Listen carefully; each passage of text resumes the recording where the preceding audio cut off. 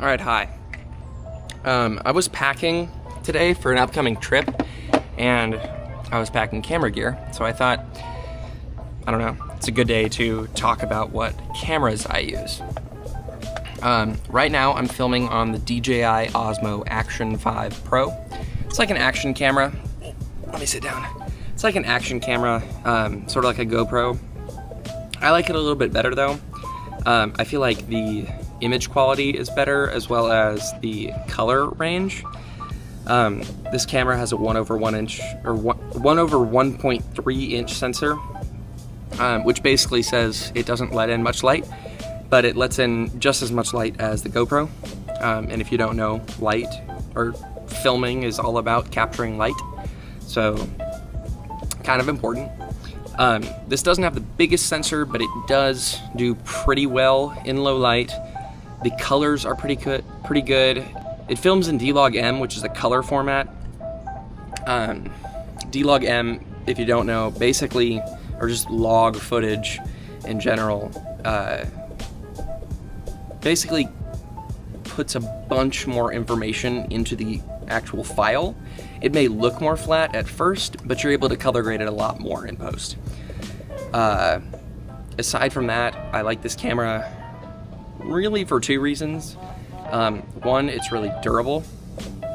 I throw this thing around, I put it in weird spots. I wanted a camera that was durable.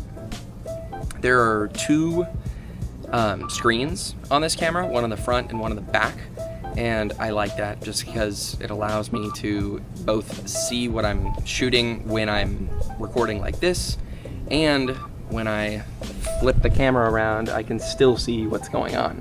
Hopefully you can hear what I'm saying right now. This action cameras in general, so this camera is included, they are point and shoot cameras, so whatever you're pointing the camera lens at, that's what it's gonna shoot. And I mention that because the next camera I'm gonna talk about, the first camera I actually bought for this channel, is not exactly like that. So it's still made by DJI, but it's the Pocket 3. This is a gimbal. It's a camera that's on a gimbal. It has a little bit better of a sensor. It's a little bit better in low light because of that, and it probably has a bit more bokeh. As I'm looking at it right now, it definitely has a bit more natural bokeh. But the real main feature of this is this mechanical arm right here. This arm allows you to get really stable footage. I can turn the camera around just like this. I don't know, there's not a whole lot to say other than I bought this camera because I thought it'd be easier to record myself doing different things because it can track me. And this camera, even though I use the Action 5 Pro more often, this camera comes in handy when trying to get like creative shots. I can put this on the side of a bike or anything that's moving, a dog, and it's gonna get really stable footage. I can do like tilt shots with this. Overall, it's just a really unique camera that you can get a lot of different angles with.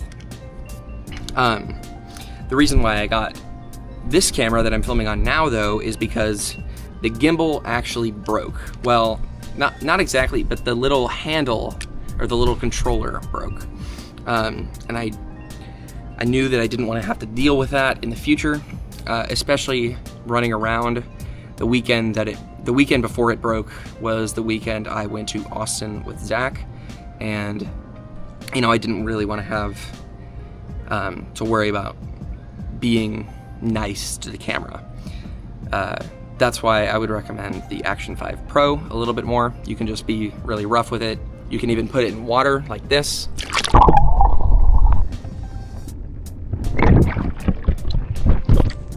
I think the best thing about DJI cameras though is their simplicity, right? On this camera, there's only two real buttons, like physical buttons. The power button to turn it on and off, and then the record button.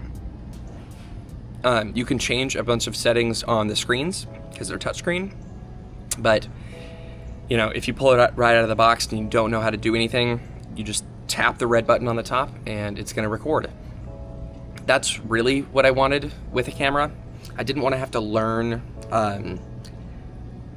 you know, how to shoot the correct white balance. I didn't want to have to manually adjust focus or the exposure, really, even though I'm definitely overexposed right now. But DJI cameras are really good if you are coming from like an iPhone and want a dedicated camera, but you don't really want to have to learn anything. I do eventually want to learn how to, you know, shoot with a real like mirrorless or DSLR camera, but for right now I'm really just practicing getting a story in video form. And aside from video, the last thing I want to talk about is audio. That's another important focus of storytelling is on video. And for audio, I have a Blue Yeti microphone upstairs for the Ponder podcast, which you should check out if you haven't yet. But I also have the DJI Osmo, or the DJI mic minis. They come in this little charging case, and if you open them up, there's 2 different mics. Let me set this camera down really fast. So there's 2 different mics. One's right here, other's right here, and they're really nice. Like this one, for example, automatically connected just now. Sorry, someone just texted me. But these mics are really nice. I feel like they have decent audio quality. And as you can see, like they automatically connected. They're very, very simple to use. They can also be used as a remote for the camera. They have a little clip on them, if you can see that. But yeah, I really like DJI products. I think the main selling point is that they're just super simple to use and they all work together. Just kind of like the Apple ecosystem, right? DJI is making their own ecosystem. I think the next camera, like big camera purchase I want to make is a drone, and I probably will purchase it from DJI. If you're looking to get into video making, like filmmaking, you know, kind of depends on your needs, but I would really recommend DJI products.